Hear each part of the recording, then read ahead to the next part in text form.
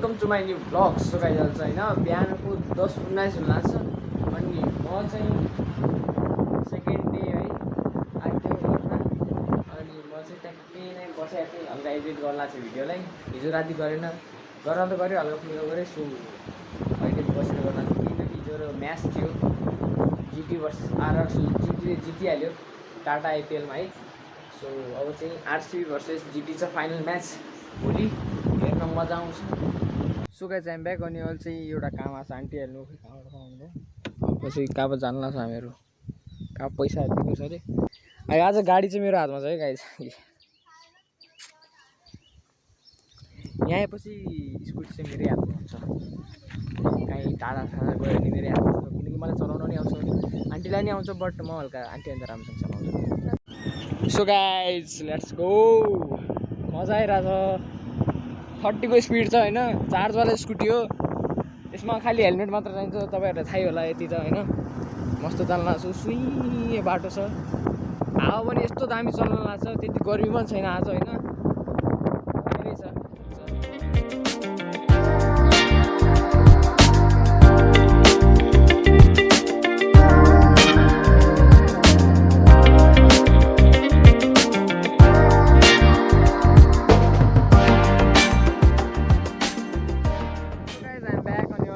दामी मौसम भएको छ होइन, ट्याक्क 4 बजिहाल्यो होइन साँझको अनि यस्तो दामी मौसम भएको छ।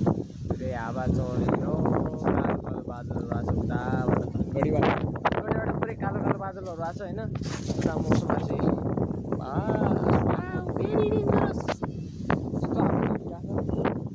भाइ, कपाल यस्तो उडिरहेको।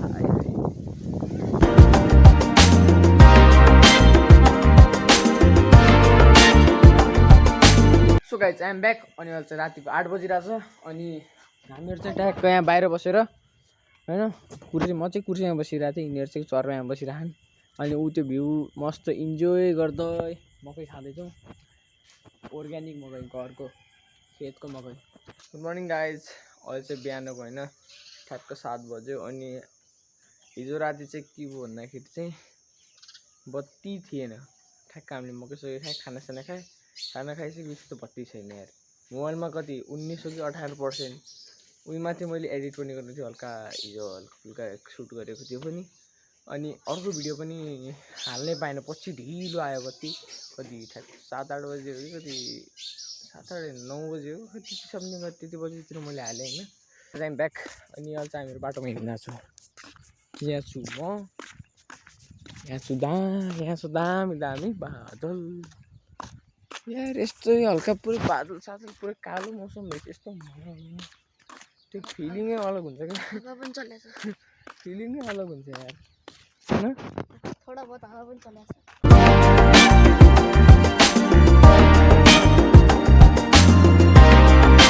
सो गाइज अनि अहिले चाहिँ हामीहरू एउटा स्कुलको हेर्न पुगेको छ होइन। तपाईँहरूलाई म देखाउँछु, यो स्कुल छ नि जुन यो स्कुलै हो फेरि यो चाहिँ क्यान्टिन हो सायद हो नि,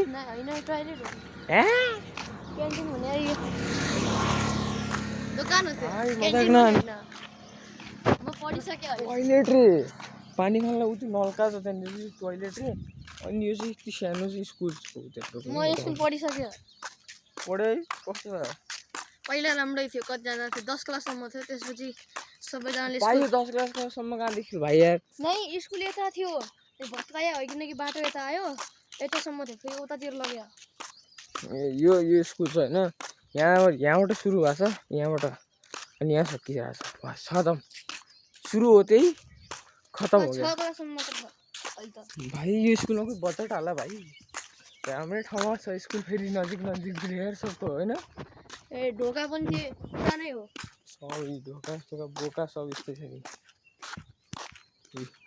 अनि उति त पोहोर फाल्ने हो त्यो खाटो बनाएको छ। कहाँ हो त भाइ, पहिला यहाँ घर थियो पनि भत्कायो। मा सब भत्काइदियो किन राख्नु,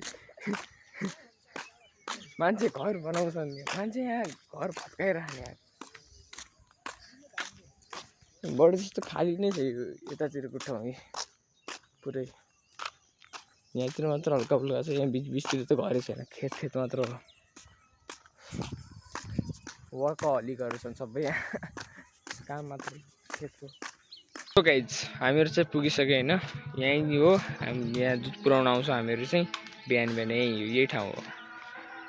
यहाँ चाहिँ दुधको चेकिङ हुन्छ फर्स्ट, पानी हालेको छ कि नै भनेर, अनि फ्याट स्याट के कस्तो छ भनेर यहाँ चाहिँ चेक हुन्छ। रुक्नु म यहाँबाट देखाउँछु। ऊ त्योवाला मसिन छ, ऊ दुईवटा मसिन छ नि, हो त्यहाँबाट चाहिँ चेक हुन्छ। यति हो नर्मल सानो छ। यहाँ चाहिँ यस्तरी मान्छेहरू आउँछन्, कोही स्कुटीमा आउँछ, कोही बाइकमा आउँछ। यहाँ चाहिँ उभिया छ मस्त, अनि भजन बजिरहेछ मस्त मन्दिरमा।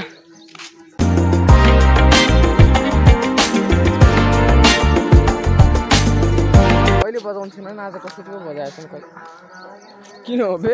हामी लेट पुगेर हुन्छ, आज हामी छिटो आयो। मजाको शिवलिङ्ग छ मस्त।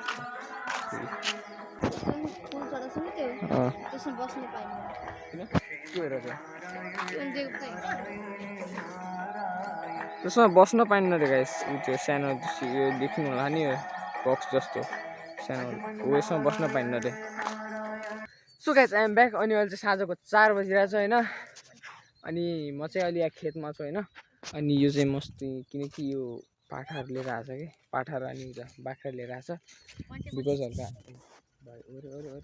अलग्गै चुल मचिरहेको छ। सो यो चाहिँ चर्नको लागि यहाँ ल्याएको छ, किनकि घाँसै घाँस छ नि त यहाँनिर, यो पुरै घाँसै घाँस खानको लागि यिनीहरू।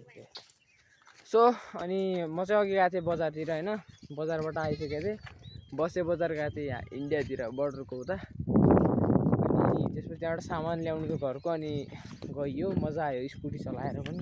यस्तो बाटो फेरि यो छ नि, यो खेतभन्दा नि बत्तर बाटो थियो त्यहाँ, यस्तो बल्ल तल्ल गाह्रो पऱ्यो भने स्कुटी चलाउन के भन्नु गाइस तपाईँहरूलाई। अब कुनै दिन फेरि गयो भने म तपाईँहरूलाई देखाउँछु है, किनकि त्यो अघि त म पुरै आन्टीसँग गएको थिएँ नि त, सो त्यही भएर। अनि यस्तै छ गाइज। अनि मैले सुज किनेर ल्याएको छु त्यहाँबाट, राम्रै परेको छ सुज त। इन्डियाको सुज कस्तो होला अब तपाईँहरूलाई थाहै होला, सस्ता। अब मैले नि पहिला नि त्यहीबाट ल्याएको थिएँ, त्यो बनगाउँबाट धनगढीको उतापट्टि बोर्डरको उता, अनि त्यहाँबाट ल्याएको थिएँ। ठिकै परेको थियो, 2 वर्ष अहिलेसम्म टिकि नै रहेछ। अब खै 2.5 वर्ष 2.5 वर्षसम्म लागिहाल्यो होइन। सो अनि अब चाहिँ म भोलि चाहिँ बिहान म गाउँ जान्छु होइन, अनि गाउँ जान्छु, त्यसपछि त्यहीँ बस्छु। अब कति दिन बस्छु, त्यसपछि अर्को महिना असारमा त कलेज लागिहाल्यो, त्यसपछि रिटर्न आउँछु, त्यसपछि कलेज त्यसपछि फेरि टाइम हुन्न। भिडियो यस्तै हुन्छ, मुस्किलले बनाउन पाइने हो। त्यसपछि भोलि भ्लग त इन्टरटेनमेन्ट हो गाइज। यहाँ हेर्नु के गरेर बसिरहेको छ, यति राम्रो घाँस नभएर यस्तै सुकेको डाँठहरू खाएर बसिरहेको।